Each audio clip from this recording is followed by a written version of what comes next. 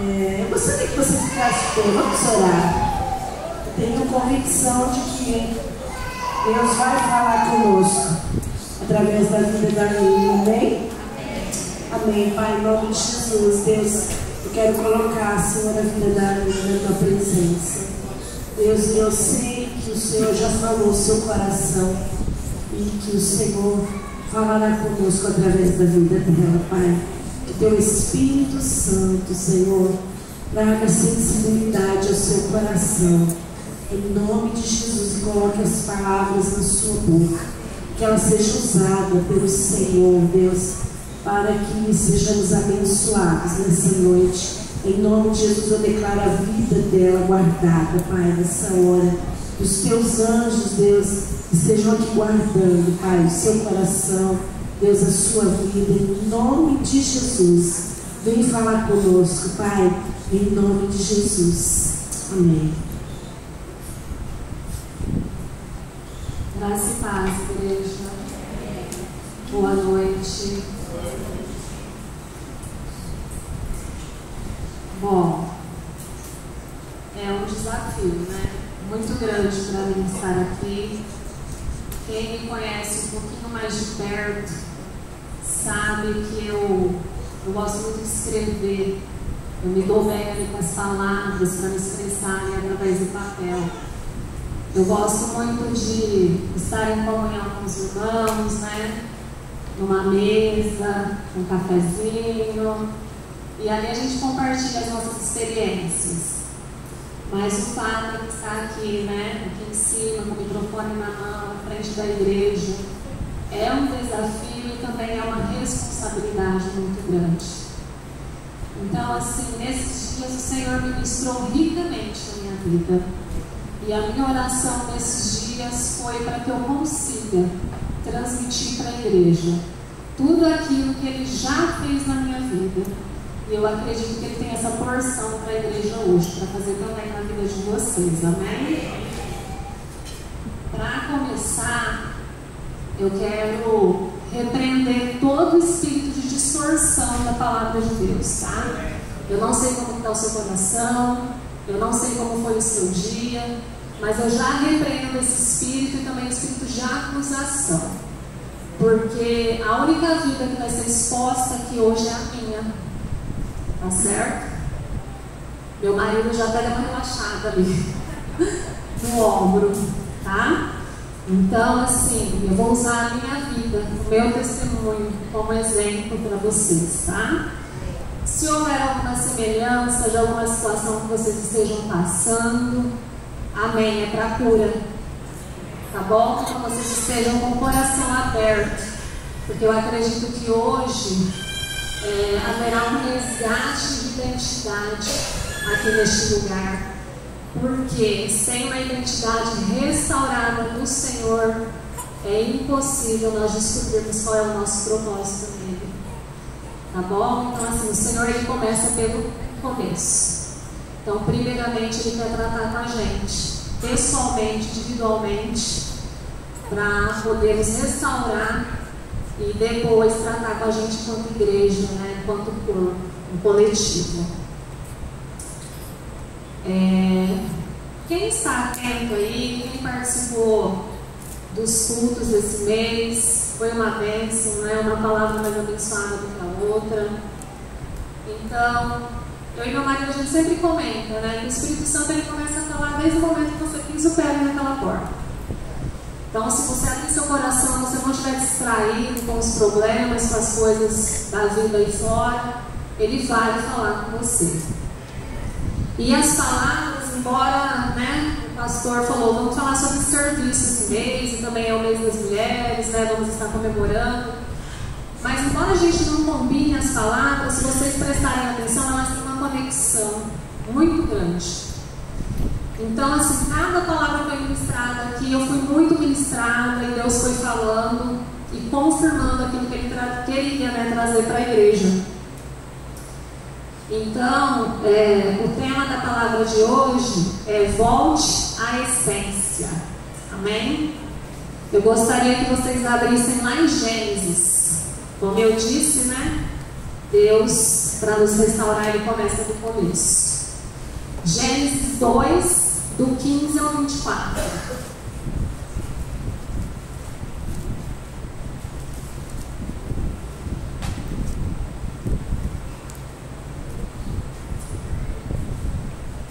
O Senhor Deus colocou o homem no jardim do Éden para cultivá-lo e tomar conta dele. Mas o Senhor Deus lhe ordenou: coma à vontade dos frutos de todas as árvores do jardim, exceto da árvore do conhecimento do bem e do mal. Se você comer desse fruto, com certeza morrerá. O Senhor Deus disse: não é bom que o homem esteja sozinho. Farei alguém que o ajude e o complete. O Senhor Deus formou da terra todos os animais selvagens e todas as aves do céu. Trouxe-os ao homem para ver como os chamaria. E o homem escolheu um nome para cada um deles. Deu nome a todos os animais domésticos, a todas as aves do céu e a todos os animais selvagens. O homem, porém, continuava sem alguém que o ajudasse e o completasse. Então o Senhor Deus o fez cair num sono profundo. Enquanto o homem dormia, tirou dele uma das costelas e fechou o espaço que ela ocupava. Dessa costela, o Senhor Deus fez uma mulher e a trouxe ao homem. Finalmente, exclamou o homem, esta é o osso dos meus ossos, é carne da minha carne, será chamada mulher, porque foi tirada do homem. Por isso, o homem deixa pai e mãe e se une à sua mulher, e os dois se tornam um só. Agora, um pouquinho mais para frente, no capítulo 3, do 1 ao 13. A serpente era o mais astuto de todos os animais selvagens que o Senhor Deus havia criado. Certa vez ela perguntou à mulher: Deus realmente disse que vocês não devem comer do fruto de nenhuma das árvores do jardim? Podemos comer do fruto das árvores do jardim, respondeu a mulher. É só do fruto da árvore que está no meio do jardim que não podemos comer. Deus disse: não comam e nem sequer toquem no fruto daquela árvore. Se o fizerem, morrerão. É claro que vocês não morrerão, a serpente respondeu a mulher. Deus sabe que, no momento em que comerem do fruto, seus olhos se abrirão e, como Deus, conhecerão o bem e o mal. A mulher viu que a árvore era linda e que seu fruto parecia delicioso, e desejou a sabedoria que ele lhe daria. Assim, tomou do fruto e o comeu. Depois deu ao marido que estava com ela, e ele também comeu. Naquele momento, seus olhos se abriram, e eles perceberam que estavam nus. Por isso, costuraram folhas de figueiras umas às outras para se cobrirem. Quando soprava a brisa do entardecer, o homem e sua mulher ouviram o Senhor Deus caminhando pelo jardim e se esconderam dele entre as árvores. Então o Senhor Deus chamou o homem e perguntou: onde você está? Ele respondeu: ouvi que estavas andando pelo jardim e me escondi. Tive medo, pois eu estava nu. Quem lhe disse que você estava nu? Perguntou Deus. Você comeu do fruto da árvore que eu lhe ordenei que não comesse? O homem respondeu: foi a mulher que me deste. Ela me ofereceu do fruto e eu comi. Então o Senhor Deus perguntou à mulher: o que foi que você fez? A serpente me enganou, respondeu a mulher. Foi por isso que comi do fruto. Amém? Então aqui, igreja, como já dizia Salomão, né? Não há nada de novo debaixo do sol. Então, às vezes a gente olha aqui para o mundo que a gente está vivendo, né? E pensa assim que a maldade aumentou, né? A gente vê mais violência. Mas não. A partir desse momento aqui da queda, não existe nada de novo. A maldade no mundo começou através do pecado. Através desse momento aqui. E também Satanás continua usando as mesmas estratégias que ele usou lá no Éden. Nada mudou. Satanás, um anjo caído, porque o orgulho derrubou ele. Porque não bastava ele ser um anjo de luz, né? Ele queria se igualar a Deus, ele queria ser como Deus, e por isso ele foi expulso do céu. Então, qual é a estratégia de Satanás também, que ele usou aqui com Eva? Usar o que já está dentro dela, e com a gente é a mesma coisa. Ele quer usar aquilo que já está dentro de nós, o nosso desejo. Então ele trabalha com aquilo que a gente dá para ele. Então, a primeira coisa foi colocar Eva em dúvida. Será mesmo que você vai morrer? Acho que não. Eu acho que você só vai ter conhecimento. Eu acho que você só vai ser como Deus. E nisso ele atraiu ela. Isso soou agradável aos ouvidos dela.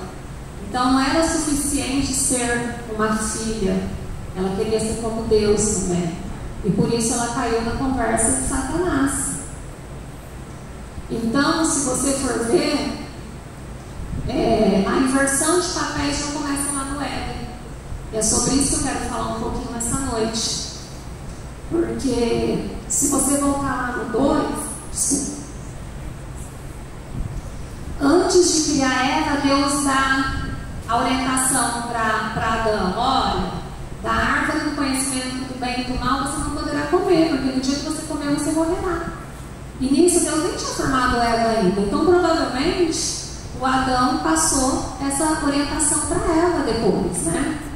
Só que a serpente muito astuta, né, usada por Satanás, deve ter ali estudado a situação e visto que era mais fácil chegar em Eva. Por que chegar em Eva? Porque a mulher ela tem um poder de influência muito grande. E se esse poder de influência não estiver canalizado ali para o bem, pode se tornar uma manipulação. E foi isso que a serpente fez ali. Eva caiu e fez um patinho. Porque para começar, animais não falam. Então como que ela foi dar ouvido para uma serpente? Como que ela não foi suspeitar que havia algo de errado naquilo ali? Né? Talvez, Adão, isso daqui. Né? Vamos chamar Deus, o que está acontecendo? Isso não é algo comum. Mas ela falou exatamente o que ela queria ouvir. Então esse é o risco dos nossos dias também, né? Quem nós temos ouvido? A voz do Espírito Santo, que muitas vezes não vai falar o que a gente quer ouvir. Muitas vezes vai vir ali com exortação, com correção. Ou nós vamos ouvir a voz de Satanás, falando aquilo que é agradável, né? Quando fala aquilo que a gente quer de Deus, amém? Nem sempre, né? Se a gente for analisar a nossa vida, nem sempre. Então, aqui começa a desordem, porque havia uma hierarquia no Éden. Era o homem, a mulher, e eles dominariam sobre todas as criaturas. Só que a hora que entra a serpente aqui na história, o que acontece? Essa ordem ela é bagunçada, porque começa com a serpente, que vai até a mulher, que convence a mulher, e a mulher vai até o Adão, e pelo que a palavra relata, ele nem questiona. Só que essa hierarquia ela existe, ela é real, né? A palavra mesmo diz, né? É Deus, marido, esposa, filhos. É tão real que mesmo ela comendo do fruto, os olhos dela não se abriram. Foi depois que ela ofereceu o fruto para Adão e Adão aceitou e comeu desse fruto que os olhos dos dois foi aberto. Então, mais uma vez, eles erraram de não questionar. Não questionaram a serpente falando. Ele não questionou por que a Eva tinha desobedecido e comido aquele fruto. Poderiam ter corrido a Deus novamente. Senhor, o que vamos fazer? A Eva caiu na conversa da serpente. Não, mas ele foi influenciado por ela. E comeu do fruto também. E aí os olhos se abriram, então eles perceberam que estavam nus. E quando Deus vem, né, à tardezinha, e pergunta: cadê você, Adão? Adão estava escondido, por quê? Porque o pecado ele faz separação de nós, entre nós e Deus. O pecado gera vergonha. Então, com aquilo ele se escondeu. Ele quebrou aquele relacionamento. E Deus já sabia o que tinha acontecido, mas Deus queria ouvir da boca dele. Cadê você, Adão? Por que está escondido? Porque estamos nus. Mas quem falou para vocês que vocês estavam nus? Então ele relatou, né? O que tinha acontecido. Deus falou, mas eu não falei que não era para comer? O que ele fez? Jogou a culpa na mulher. E em Deus. Porque além de falar foi a mulher que o Senhor me deu. Então a culpa é de vocês dois. Eu não tenho nada a ver com isso. E aí, o Senhor se volta para a mulher. Por que foi que você fez isso? Foi a serpente. Então Deus vai até a serpente. E começa aqui, né? Deus amaldiçoa a serpente. Fala o que vai acontecer com ela dali para frente. O homem e a mulher, Deus não amaldiçoa, mas Deus expulsa do jardim. Através dessa desobediência, eles perderam o relacionamento com o Pai. Eles foram expulsos de um lugar que Deus tinha criado para toda a humanidade. Mas através dessa queda, toda a humanidade passou a pagar o preço, herdou esse pecado.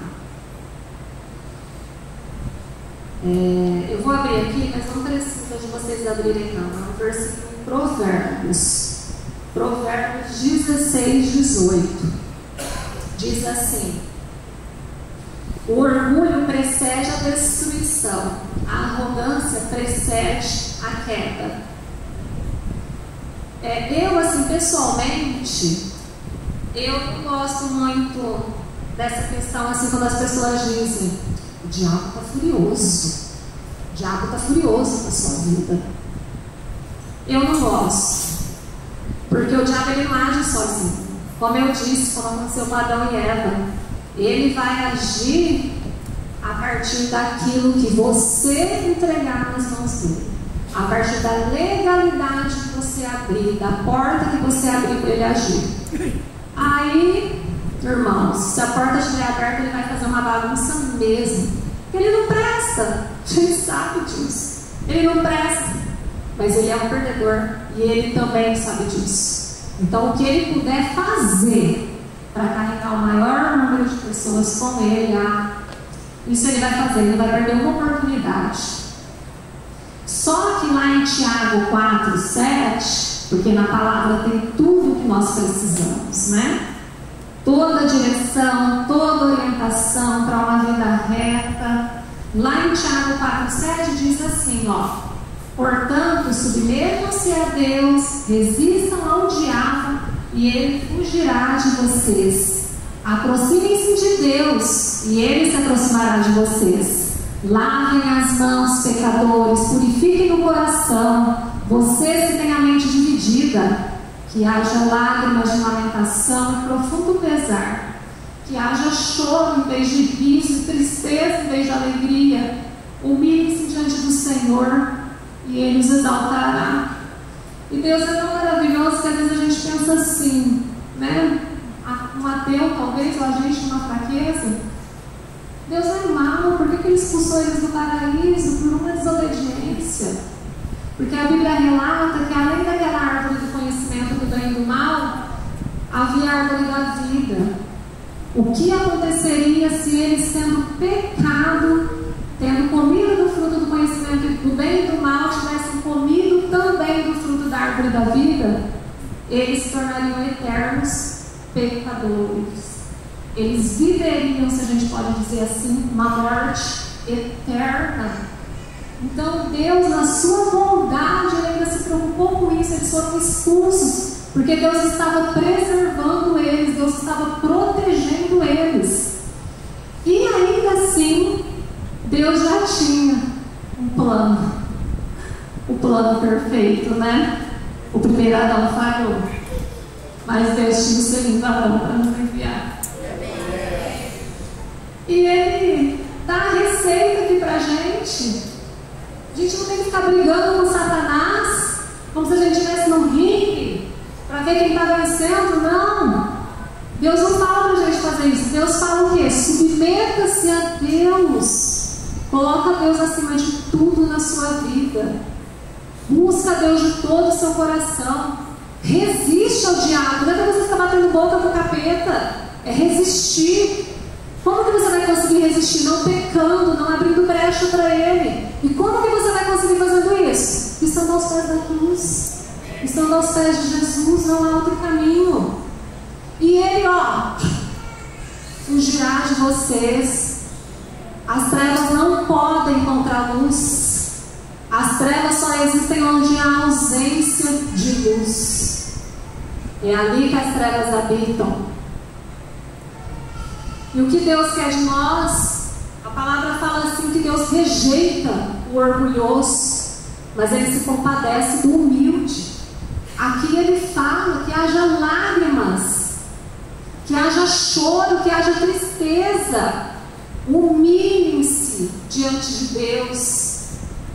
Deus é masoquista, gosta de ver o sofrimento do homem. Não, Deus é Deus. Deus é soberano sobre todas as coisas. Ele é antes que existisse qualquer coisa. Nós somos criaturas e recebemos o direito de sermos filhos quando confessamos Jesus como nosso Senhor e Salvador. Ele pagou o preço pelos nossos pecados. Então Deus é Deus, é inquestionável.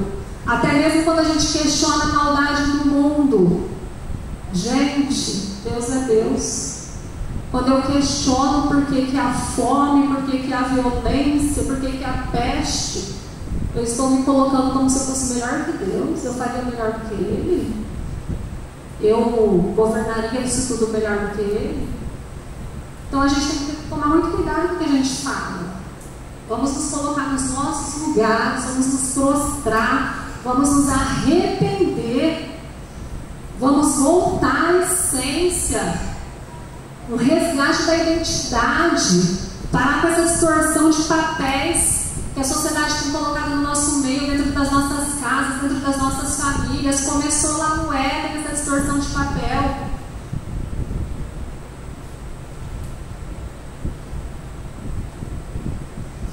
Eu quero falar aqui agora um pouquinho, trazendo aqui para a nossa realidade, falar um pouquinho do meu testemunho. Hoje em dia tem uma palavra aí que está na moda. Eu acredito que muitos de vocês já ouviram e pode ser que por falta de entendimento já tenham até usado ela. Empoderamento, né?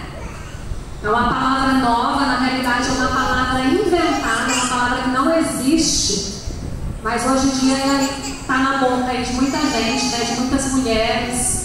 Hoje em dia fala-se até de empoderamento de crianças. Olha onde estamos chegando, né? É a destruição do patriarcado, né? É a destruição da autoridade do homem, da autoridade de Deus. Empoderamento significa o processo de tomar consciência e poder. Então, o que aconteceu com a Eva, gente? A serpente disse que ela seria uma empoderada. Ela teria consciência do poder, né? Conhecimento do bem e do mal. Mas o que a palavra fala pra gente? Que o poder de Deus se aperfeiçoa nas nossas fraquezas. Então a gente precisa ser empoderada? Não, a gente precisa ser de verdade. Eu estou aqui com a minha limitação, dependendo da misericórdia e graça de Deus, mas eu estou sendo de verdade. Eu estou sendo de verdade, porque eu não vou tomar poder à força. Eu não quero isso, eu quero só o que Deus tem para mim. Amém? Então, só que eu, alguns anos atrás, antes de conhecer Jesus, eu caí nessa mentira aqui do empoderamento. Quem conhece meu testemunho sabe. 2012, quem é professora sabe que o sonho de 10 entre cada 10 professoras é efetivar, né? Uma efetivação, concurso público. Então, em 2012, eu me efetivei ali na cidade de Ribeirão Preto. Fui chamada também em Pontal, não aceitei. Na época eu estava grávida da Ana, então não convinha para mim, não aceitei. Passaram-se 3 anos, 2015, efetivei Sertãozinho e aceitei. Então é aquela cilada disfarçada de bênção. Hoje eu vejo que foi isso. Porque eu ficava 12 horas fora da minha casa. Mas eu era uma empoderada. Eu estava ganhando muito bem. Pegava o meu carro às 6 horas da manhã, dirigia para Sertãozinho, depois dirigia para Ribeirão. Entregava o meu melhor lá fora. A minha alegria, a minha energia, a minha disposição. Chegava em casa umas 6 da tarde. O que sobrava para o meu marido e para minha filha? Nada. Um oi, tudo bem e tchau. Eu queria tomar um banho e dormir para renovar minhas energias para outro dia. E aí quando eu chegava, meu marido chegava um pouquinho mais cedo que eu, e aí ele já estava adiantando a janta, né? Então assim, a única parte boa disso tudo é que ele virou um cozinheiro de mão cheia. Só isso, porque eu não lembro de nada mais de bom dessa época. E aí a gente casou sem conhecer Jesus. Então quem casou nessa situação sabe tanto de ferida que leva para o casamento. São traumas, pecados. E só que aí, né, você não conhece Jesus, e aí aqueles conflitos começam a surgir, as discussões. E aí você fala assim para as pessoas: incompatibilidade de gênero. Não, era pecado mesmo. Era orgulho. Era falta de saber quem nós éramos, né? Nós não conhecíamos Jesus. E aí foram se intensificando os conflitos, e eu podia me manter com a minha filha. Então o que eu fazia? Vai embora. Vê o que você faz na sua vida. Eu não preciso de você. Eu não me orgulho disso. Não me orgulho. Porque a minha casa sofreu muito com isso. E eu tinha um marido que ele era romântico. Me levava a café na cama, fazia surpresas.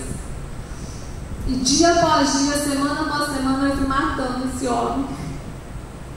Fui matando com as minhas atitudes. Até que chegou um dia que ele virou para mim e falou: eu não quero mais. Aí eu vi que era sério. Aí eu vi que eu não estava tão por cima assim da carne seca como eu pensei. E foi onde Deus teve muita misericórdia de nós. Porque em vez de eu me abrir com uma pessoa do mundo como eu, Deus colocou uma mulher de Deus no meu caminho. A Nilza, alguns de vocês podem até se lembrar dela. Ela congregava aqui com a gente. E num dia Deus colocou ela no meu caminho. Eu dei uma carona para ela lá em Ribeirão. Sabia que ela era uma mulher de Deus, sabia que ela frequentava alguma igreja. E me abri com ela e disse: mas eu não quero perder minha família. Eu não quero. E aí ela: não, calma. Vai em casa à noite, a gente vai conversar. E assim eu fui, ela me ofereceu a casa de paz. E aqui estamos nós, quase 6 anos para a glória de Deus. Viemos despedaçados para esse lugar. Só Deus sabe como foi. Mas hoje eu agradeço. Se eu tivesse que passar por tudo de novo, eu agradeço. Porque todas as coisas cooperam para o bem daqueles que amam a Deus e são chamados segundo o teu propósito. Então eu sempre falo, essa é uma revelação minha, tá? Você não precisa concordar comigo. Mas para mim, ninguém vem para Deus por amor. Ninguém levanta num belo dia de sol: eu quero Jesus para minha vida. É pela dor. Mas permanece pelo amor. Permanece pelo amor. Porque eu vim por uma dor, que era o fim da minha família, o fim do meu casamento. Mas nós permanecemos porque nós conhecemos Ele. E nós sabemos que não há outro caminho. Para onde iremos, ó Deus, se só o Senhor tem palavras de vida eterna? Então o Senhor fez uma grande obra na nossa vida. Tivemos lutas? Temos muitas lutas. Em quase 6 anos de caminhada, Houve lutas que a gente venceu assim, no primeiro mês. Jesus colocou luz ali naquela situação, o Espírito Santo veio, nos convenceu que precisava de mudar. Ó, vencemos. Essa o diabo perdeu. Mas houve lutas que nós vencemos no mês passado. Houve lutas que nós vencemos hoje numa discussão que a gente não levou adiante. Há lutas que nós ainda precisamos vencer. E aí a necessidade de depender de Deus e de continuar firme, porque é só dessa forma que vamos ser fortalecidos para continuar caminhando. Se o meu casamento tivesse acabado lá em 2015, 2016, nós não teríamos a Olivia, nós não teríamos esse bebê que está crescendo aqui dentro. Então, se você desistir hoje da sua família, talvez você não veja as promessas de Deus nascendo na sua casa. Talvez você não veja. Então hoje eu estou aqui para te dizer que tem jeito, eu não sei, eu estou dando meu testemunho de um casamento fracassado que Deus restaurou, mas talvez você seja um vício, talvez você seja uma doença, eu não sei o que te aflige, eu não sei o que te afasta de Deus, um pecado que você não consegue se livrar, eu não sei, mas só há um caminho. Busca o Senhor, porque Ele te dará as estratégias. E busquem pessoas de Deus para caminhar. Um caído não levanta outro caído. Eu tive pessoas maduras na minha caminhada. Eu costumo dizer que a Nilza me gerou espiritualmente e me pariu. Mas a Sâmia, quem conhece a Sâmia aqui, a Sâmia me criou. A Sâmia teve que lidar com toda a minha rebeldia. Foi ela que teve que lidar com toda essa fase de amadurecimento, de não concordar. Foi ela que teve que lidar com isso. E eu louvo a Deus pela vida dela. E as outras amigas que Deus colocou no meu caminho, e quando não era uma palavra, era uma oração. Eu sei que aqui dentro tem pessoas que nos sustentam em oração, e nem precisam dizer pra gente. Eu sei. E eu estava tão fora do meu papel que foi muito difícil fazer o caminho de volta à igreja. Foi um processo muito difícil. Falando aqui do poder de influência da mulher, né? Eu vou dar um exemplo para vocês do poder de influência que a mulher tem. Quantas mulheres que estão presentes aqui hoje conseguiram trazer os seus maridos para o Senhor? Amém. Quantos homens que estão aqui hoje conseguiram esse feito? É mais difícil. Eu não vou dizer que é impossível, mas é muito mais difícil. Porque Deus fez a mulher como uma auxiliadora para caminhar lado a lado. E essa mulher tem esse poder de influência, então nós temos que saber usar esse poder para o bem. A palavra diz que a mulher sábia edifica a casa e a tola com as próprias mãos destrói. Eu fui uma tola. Por muito tempo eu fui uma tola. Talvez nós já estivéssemos vivendo grandes coisas em Deus que ainda não aconteceram, mas por causa da minha falta de sabedoria. Eu não estou falando aqui que o Ronaldo é santo, não, viu, gente?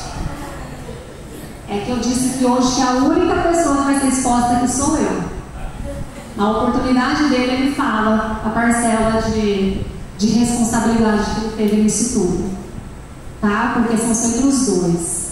A mulher tem um poder maior de influência, mas os dois são responsáveis.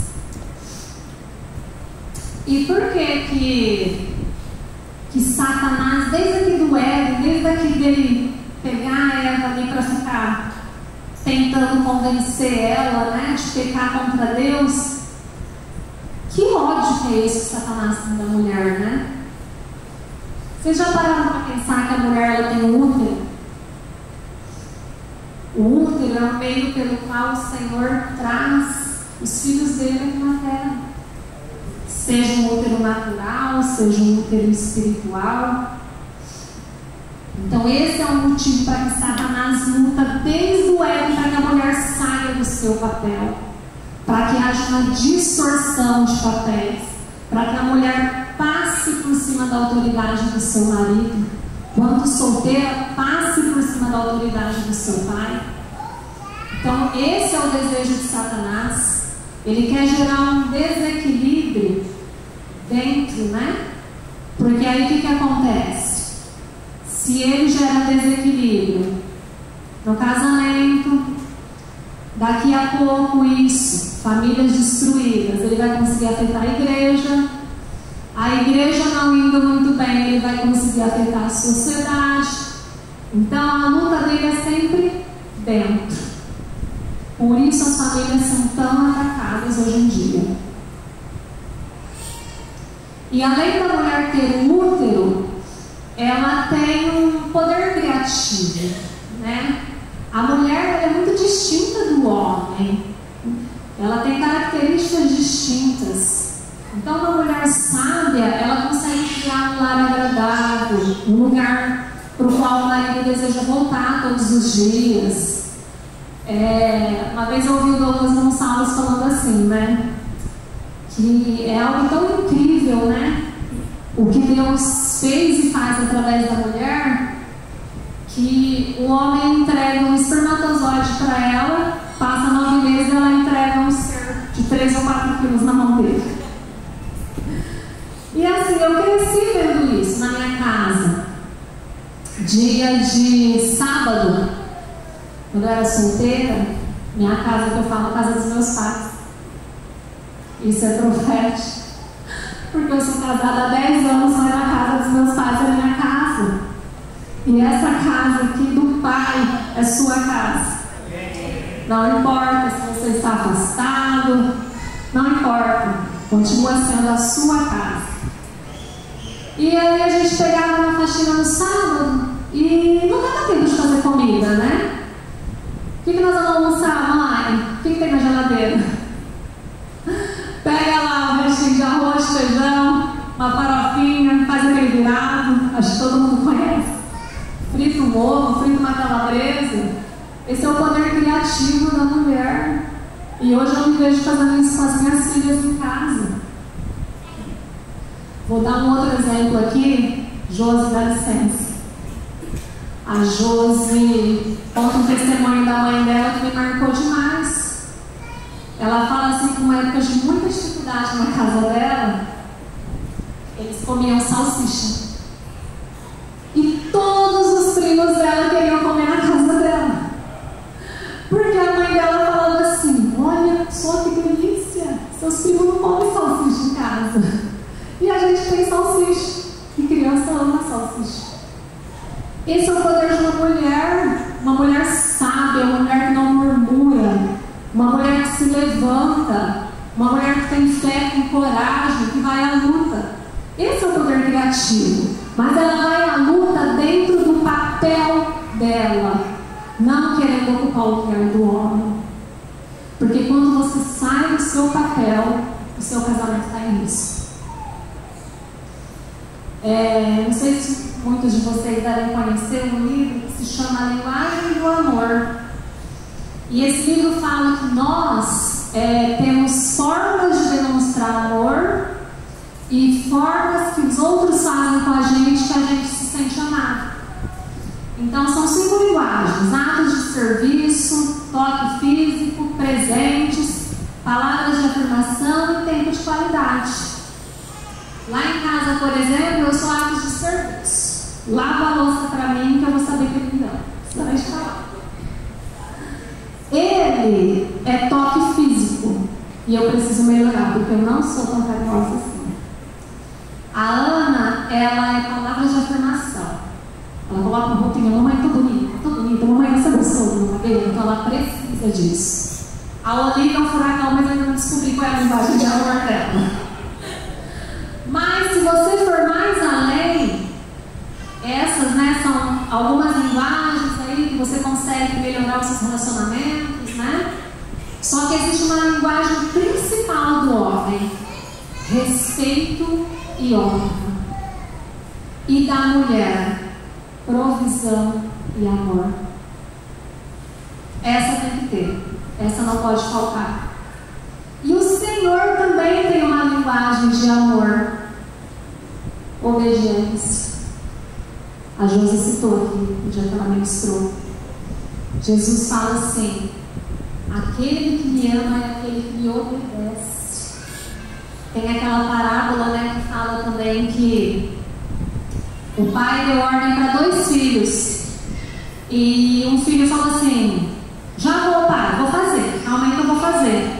E o outro disse, falou assim: eu não vou fazer isso. Só que o que disse que não ia fez. E o que disse que ia não fez. Quem agradou mais o Senhor? O que fez. Aquele que obedeceu. E falando da distorção aqui dos papéis, o que acontece quando uma mulher ocupa o lugar do homem?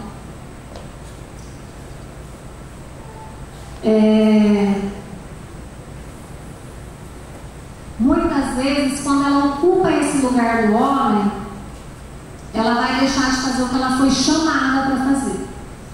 Eu, no meu testemunho, estava lá trabalhando que nem uma doida, 12 horas por dia. Eu fui chamada para ser esposa primeiro. Eu fui chamada para ser mãe primeiro. Eu sei que hoje em dia nós precisamos trabalhar fora, não são todas as mulheres que têm o privilégio de estar na sua casa, cuidando da sua casa, cuidando dos seus filhos. E eu não quero pôr peso aqui na vida de ninguém. Só que o nosso chamado primeiramente foi para cuidar dos nossos lares, dos nossos maridos, das nossas crianças. E quando você ocupa o papel que não é seu, você deixa de cumprir com o seu papel. E eu vou dar um exemplo aqui. Eu ia falar que não é fofoca, mas não deixa de ser. Perdoa, Deus. Sábado a gente estava sentado lá fora de casa e tinha uma mulher cortando a árvore. Gente, essa mulher subiu na escada. Eu e o Ronaldo olhando e falando que essa mulher vai despencar de lá de cima. Ah não, acho que ela vai cortar só do lado. Porque ela cortou do lado, cortou no alto, ainda foi cortada a vizinha. Aí o marido chegou na hora do almoço. Aí eu falei com o Ronaldo e falei assim: bom, não tem nada de errado ela cortar a árvore, mas será que o almoço está pronto? Porque esse é o problema. Não há problema algum em você dar uma ajuda, né? Seu marido, sei lá, não deu tempo de cortar a árvore, vai lá, corta a árvore. A sua esposa não conseguiu fazer o almoço, vai lá, faz o almoço. Mas a sua parte está feita? Porque não vai adiantar fazer a parte do outro e deixar a sua sem fazer. E o que acontece também quando a mulher muitas vezes toma esse papel do homem? Ele se acomoda. Porque ele sente como se houvesse uma competição ali dentro do lar. Peraí, ela está tentando ocupar meu papel? Não vou discutir com ela, vou deixar ela fazer tudo sozinha. Aí você fica sendo a louca, a sobrecarregada, a descabelada, que fica correndo de um lado para o outro e não para um minuto. E ele está na onde? No sofá. Pleno. A culpa é dele? A culpa é sua. Para de abraçar o que você não foi chamado para fazer. Então assim, quando a gente ocupa o papel do marido, nós vamos estar dando direito a ele de se acomodar.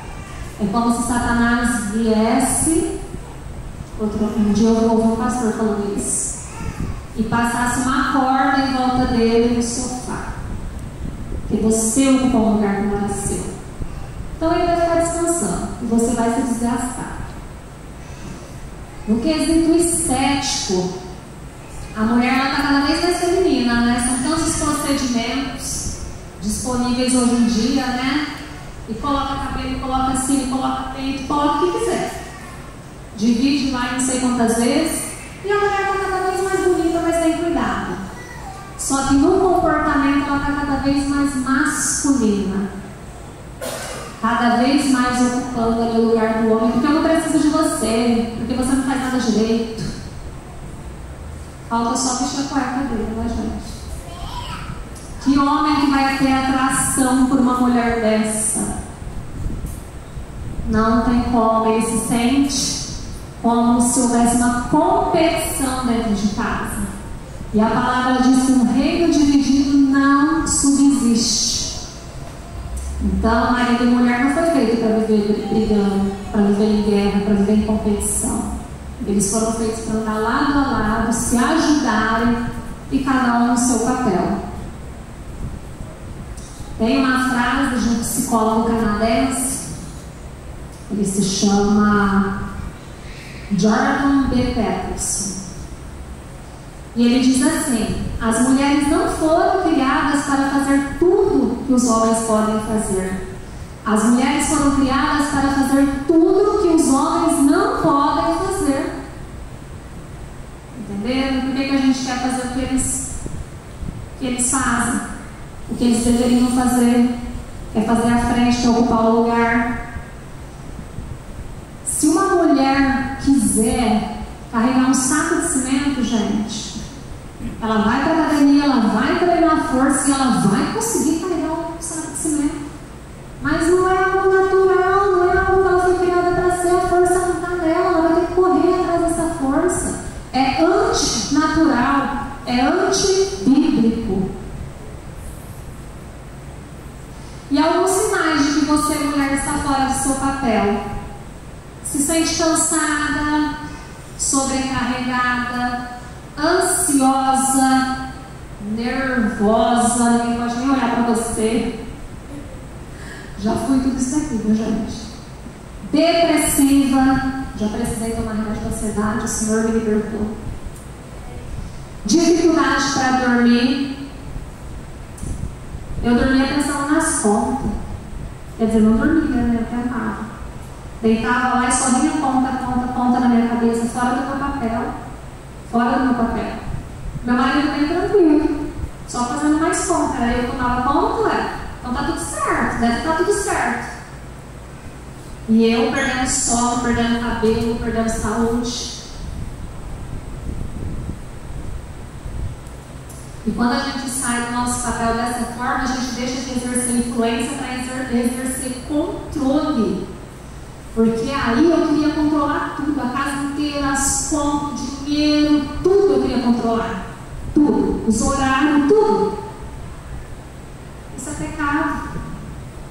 Porque é você se colocar no lugar de Deus.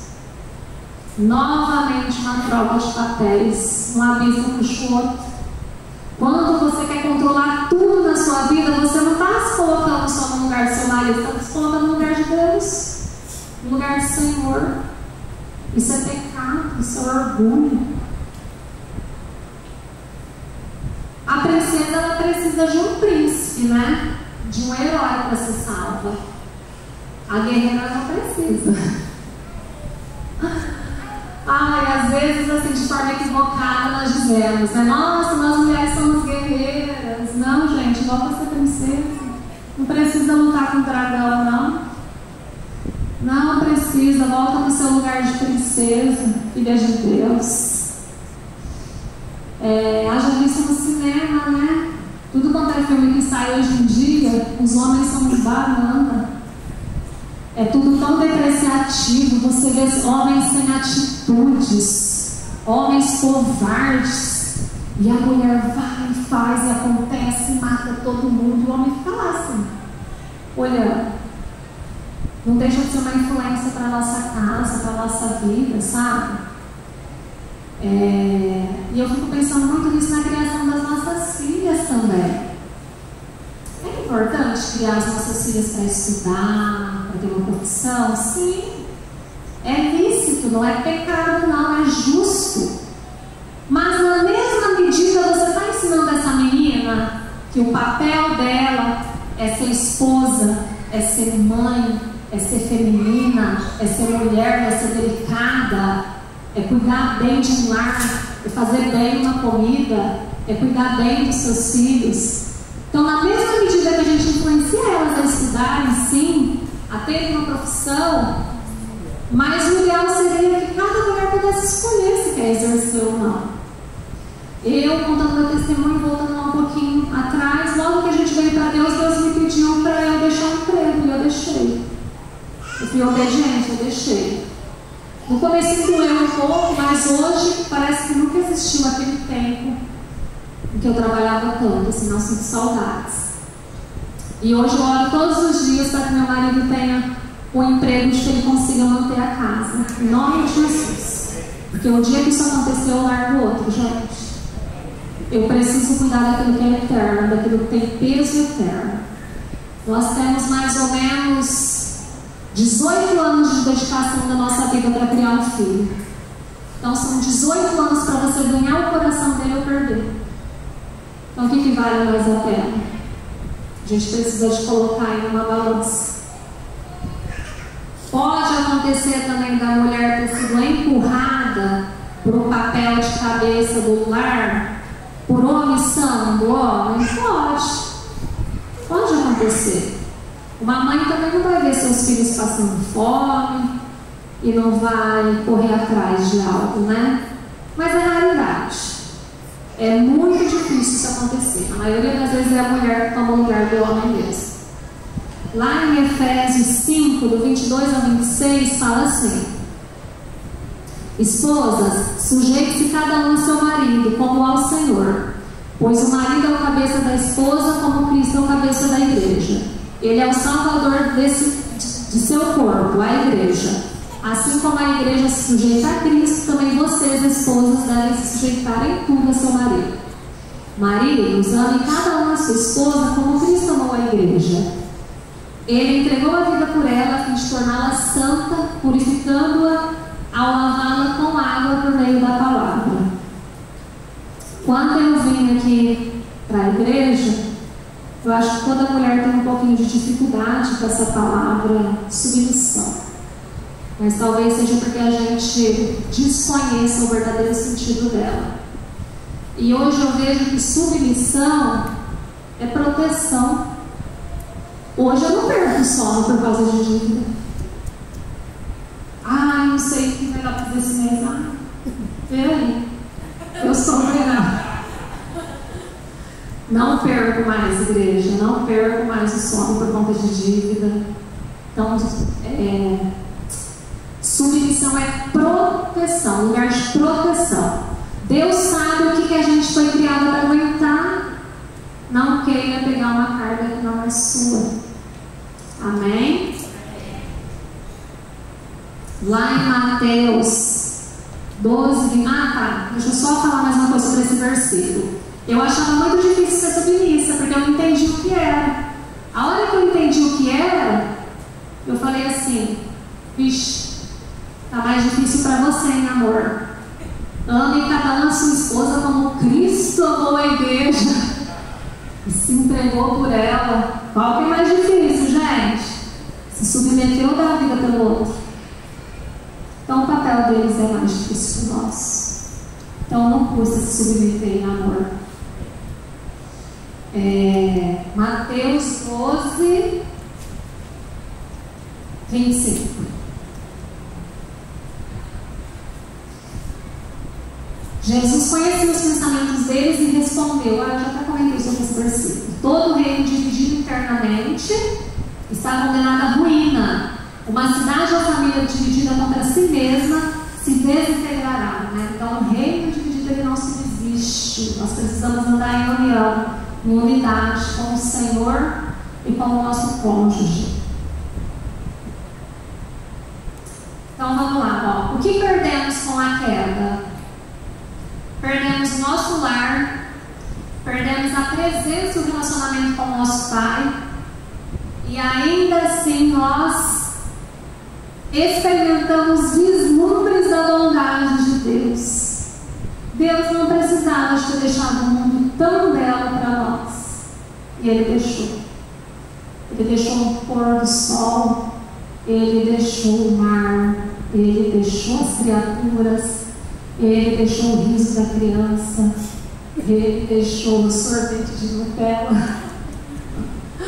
Deus é bom, gente.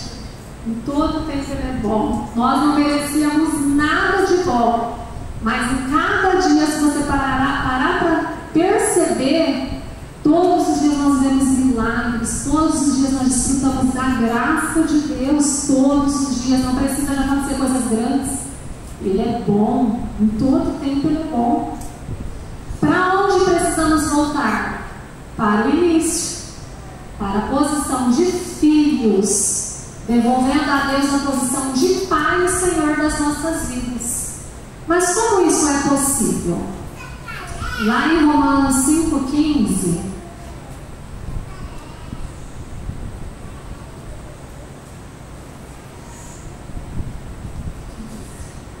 mas há uma... Romanos 5,15.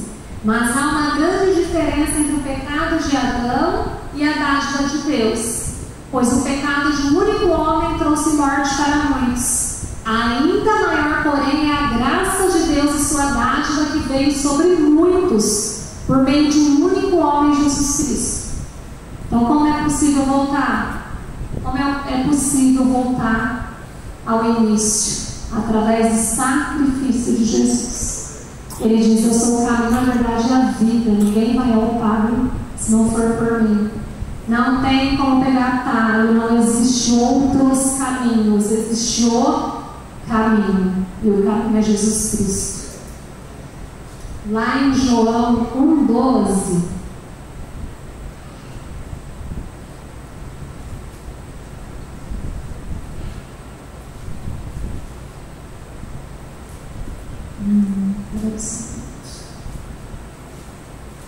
fala assim: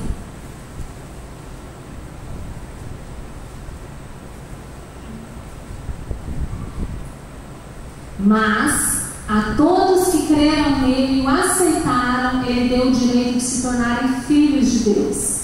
Estes não nasceram segundo a ordem natural, nem como resultado da paixão ou da vontade humana, mas nasceram de Deus.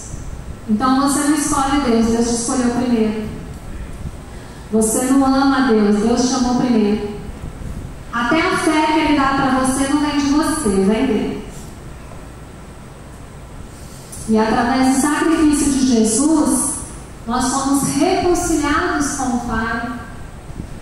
O véu foi rasgado naquela tarde, e nós voltamos a ter acesso ao relacionamento com o Pai. Jesus nos devolveu essa dádiva perdida lá no paraíso.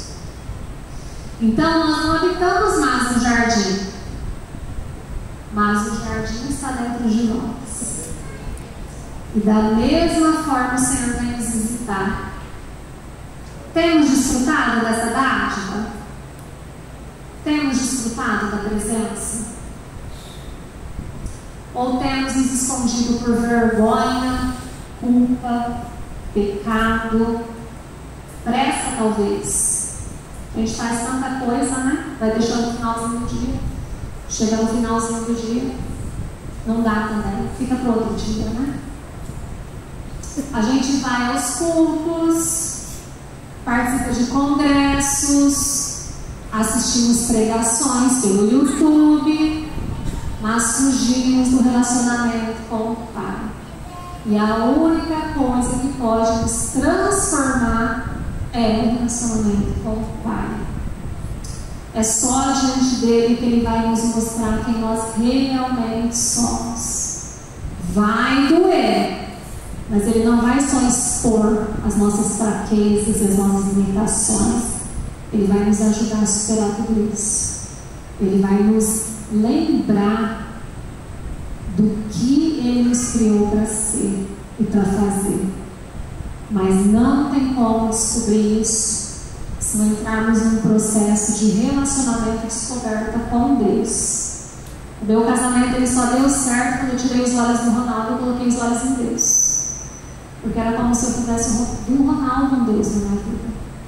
Então quando eu tirei os olhos dele e coloquei os olhos em Deus, o Senhor foi mostrar quem eu era. E eu parei de apontar o dedo para ele. Porque eu fazia outra coisa errada. Eu ia chorar as pitangas lá na casa dos meus pais. Então, para os meus pais, tadinha da minha filha, ela não merece passar por isso. Lógico que não ia ficar do lado dele, né? Mas é a versão dele. Então, assim, quando o Pai mostra quem você é, você para de apontar o dedo para o outro. E você vai falar: Senhor, tenha misericórdia de mim. Laura, você pode pegar a música? Eu separei uma música aqui agora. vocês possam abrir o coração, e eu vou tentar dar uma aceleradinha aqui que já está tarde, mas que vocês possam abrir o coração de vocês e falar com Deus e ver onde que vocês se perderam, qual o caminho que vocês ficaram parados, para onde vocês precisam voltar. Eu acredito que há uma graça disponível aqui hoje. Amém?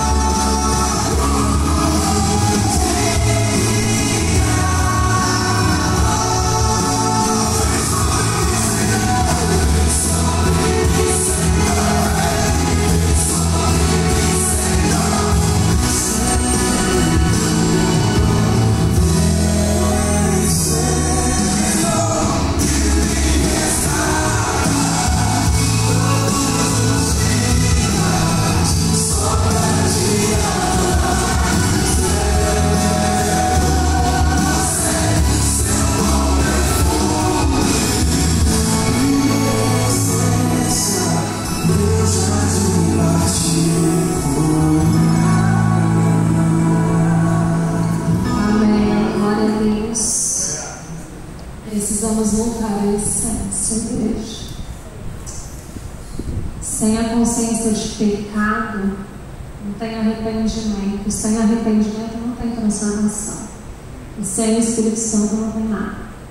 Só Ele vai trazer revelação de quem nós somos. Só Ele vai trazer revelação do que precisamos mudar, do que precisamos fazer. Então é somente a busca. O jardim já está dentro de você, amém? Então convido o Senhor para estar com você, caminhando nesse jardim, ministrando o que precisa ser transformado na sua vida. Para terminar, só vou contar uma experiência rapidinho que eu tive em 2019. Foi quando lançou aquela música Furioso Oceano. E no meu momento, né, com Deus, né, no lugar secreto, eu tive uma experiência muito forte. Eu não sei nadar, mas eu senti como se eu estivesse mergulhando em águas profundas. E eu conseguia visualizar até o fundo do mar. As coisas mais belas e intocáveis que existem estão lá no fundo do mar. Então, com Deus também é assim. Eu acho que é chegado o momento da gente sair do raso, sair da superficialidade. Se somos superficiais com Deus, nós seremos superficiais com o nosso marido, com os nossos irmãos, com todo mundo. Se não há relacionamento com Deus, não há relacionamento com ninguém. É com Ele que a gente aprende a se relacionar. E aí, no meio dessa experiência, algo tão profundo que você sente que você não quer nem voltar, Deus me trouxe a memória sobre um tsunami. Eu nem sabia onde tinha sido, que ano tinha sido, mas Deus me trouxe a memória que eu tinha visto em algum lugar uma matéria sobre um casal que estava mergulhando no momento do tsunami. E aí, depois que eu saí do meu momento com Deus, eu fui pesquisar, né? Por que Deus me lembrou disso? E aí eu fui pesquisar e foi um tsunami que aconteceu na Tailândia em 2004. E esse tsunami ele atingiu 14 países e deixou mais de 230 mil mortos. Só que havia um casal de mergulhadores brasileiros lá, que no momento do tsunami eles estavam mergulhando. 30 minutos de mergulho, depois eles precisavam de subir para tomar ar de novo. E houve um atraso no barco deles. Eu sei que eles atrasaram ali 30 minutos e depois foram para esse mergulho. Quando eles voltaram, estava tudo destruído. O tsunami já havia passado, já havia varrido aquele lugar. E eles não viram, e eles não sentiram.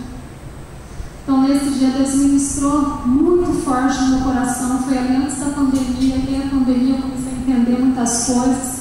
E Deus disse para mim: quem estiver na superfície vai ser arrastado. Igreja, já essa palavra no meu coração. É hora de adentrarmos águas mais profundas, para sermos preservados da destruição que está por vir. É hora de levarmos Jesus a sério, não dá mais tempo de brincar. Os músicos podem subir. Então, assim, só para fechar aqui, eu não sei qual é essa situação. Eu não sei se você é uma ovelha perdida que está fora da igreja. Eu não sei se você ainda não conhece Jesus, não teve um encontro, uma experiência com Ele face a face, de entrega da sua vida para Ele. Eu não sei se você está aqui dentro, culto após culto, ouvindo a palavra, sentado aí nessa cadeira, não está desviado, mas está se sentindo como uma dracma perdida dentro de casa. Você não está fora, você está aqui dentro, mas está tão perdido quanto que está lá fora. Eu não sei qual é a sua situação nessa noite, mas fale para Jesus. Qualquer que seja a sua situação, Ele está te chamando para um relacionamento profundo, um relacionamento sincero com Ele. Que Deus abençoe vocês, que vocês sejam ministrados agora por essa canção, que vocês sintam liberdade no espírito de ajoelhar, chorar, ficar sentado, de pé em pé, eu não sei o que o Espírito Santo vai ministrar no coração de vocês. Mas que vocês voltem para casa chateados comigo, se preciso for. Mas que voltem para casa de uma maneira diferente. Uma sede, uma fome de buscar, de terem as vidas transformadas pelo poder do Espírito Santo. Ele fez na minha vida. Ele pode fazer na vida de vocês. Depende da busca, da acessibilidade de vocês e da renúncia, porque muitas vezes vamos pensar